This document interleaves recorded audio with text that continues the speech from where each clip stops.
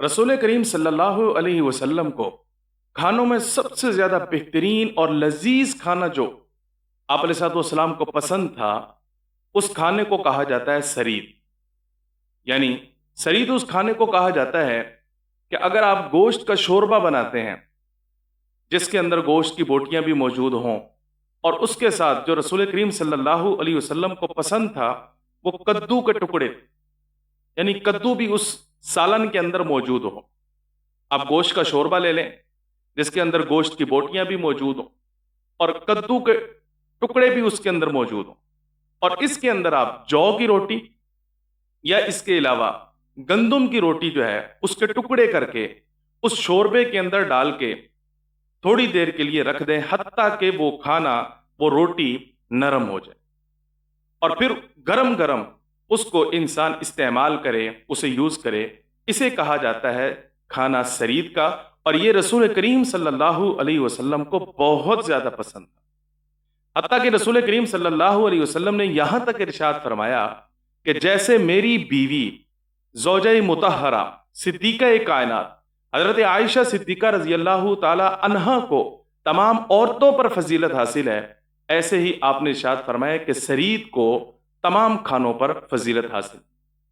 حضرت انس بن مالک رضی اللہ تعالیٰ عنہ فرماتے ہیں رسول کریم صلی اللہ علیہ وسلم کو سرید سے بڑی محبت تھی، اور یوں ارشاد فرماتے ہیں کہ ایک درزی نے رسول کریم صلی اللہ علیہ وسلم کے لیے کھانا تیار کروایا اور اس کو بالکل وہی شکل دی جو شکل میں نے ابھی آپ کے سامنے ذکر کی، یعنی گوشت کا شوربہ بنایا جس کے اندر گوشت کی بوٹیاں بھی موجود تھیں اور کدو بھی موجود تھا، اور اس کے اندر روٹیاں ڈال کر رسول پاک صلی اللہ علیہ وسلم کے لیے سرید تیار کی گئی تھی، اور آپ علیہ الصلوۃ والسلام نے اسے بہت ہی مرغوبیت کے ساتھ اور لذت کے ساتھ جو ہے استعمال فرمایا۔ اس لیے ان روایات کی روشنی میں یہ ذکر کیا جا رہا ہے کہ آقا کریم صلی اللہ علیہ وسلم کو سرید سے بڑی محبت تھی، حتیٰ کہ ایک صحابی رسول جب انہوں نے یہ دیکھا کہ رسول کریم صلی اللہ علیہ وسلم کو اس وقت کسی بات پر غصہ آ رہا ہے، تو آقا کریم صلی اللہ علیہ وسلم کے سامنے ہنسنے کے لیے، ہنسانے کے لیے وہ صحابی رسول آگے بڑھے۔ دیہاتی صحابی تھے، اور جب وہ آگے بڑھے تو رسول کریم صلی اللہ علیہ وسلم کے ارد گرد جو دیگر صحابہ کرام موجود تھے انہوں نے منع کیا کہ آپ حضور اقدس صلی اللہ علیہ وسلم کے قریب نہ جائیں، لیکن وہ صحابی رسول کہنے لگے میں اس وقت تک پیچھے نہیں ہٹوں گا جب تک کہ میں رسول کریم صلی اللہ علیہ وسلم کو ہنسا نہ دوں۔ حضرت عمر رضی اللہ عنہ کے بارے میں بھی آتا ہے،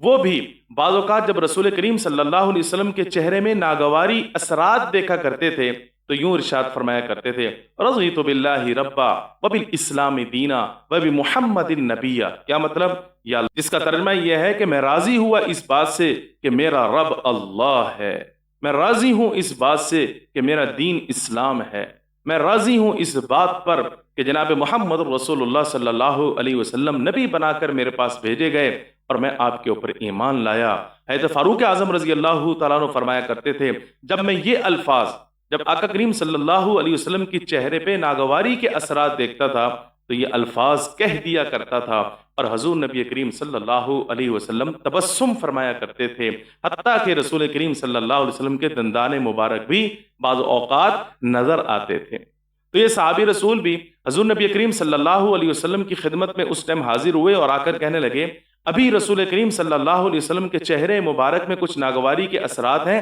اور میں حضور نبی کریم صلی اللہ علیہ وسلم سے اس وقت تک دور نہیں ہوں گا جب تک میں آقا کریم صلی اللہ علیہ وسلم کو ہنسا نہ دوں۔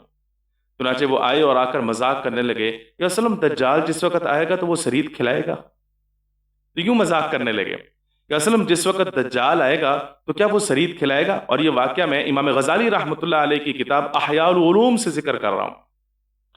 تو رسول کریم صلی اللہ علیہ وسلم ہنس پڑے، آپ علیہ الصلوۃ والسلام مسکرا دیے، حتیٰ کہ آپ کے دندان مبارک نظر آنے لگے۔ تو حضور نبی کریم صلی اللہ علیہ وسلم نے ارشاد فرمایا بے فکر رہو، حق تعالی شانو اس وقت تمہارے لیے کوئی نہ کوئی انتظام کر دیں گے اگر تمہاری زندگی کے اندر دجال نکل آیا۔ تو رسول کریم صلی اللہ علیہ وسلم کو سرید بہت پسند تھا۔ ایک حدیث میں آپ علیہ الصلوۃ والسلام نے یوں ارشاد فرمایا کہ سرید کھایا کرو، سرید میں برکت ہے، جماعت کے ساتھ نماز پڑھا کرو، جماعت میں برکت ہے، جماعت کے ساتھ رہا کرو، جمہور کے ساتھ رہا کرو، اس لیے کہ جمہور کے ساتھ اور جماعت کے ساتھ ان کا ساتھ دینے میں ہی برکت ہے، اس طریقے سے آپ نے فرمایا سحری کھایا کرو، اس لیے کہ سحری کھانے میں برکت ہے۔ حضرت عبداللہ بن عباس رضی اللہ تعالیٰ عنہ بھی فرماتے ہیں رسول کریم صلی اللہ علیہ وسلم کو کھانوں میں سب سے زیادہ بہترین اور لذیذ ترین جو کھانا تھا وہ سرید کا کھانا تھا۔ سرید کا کھانا جس وقت انسان کھاتا ہے تو وہ کھانے میں انتہائی نرم محسوس کرتا ہے، اسے زیادہ چبانے کی ضرورت محسوس نہیں ہوتی،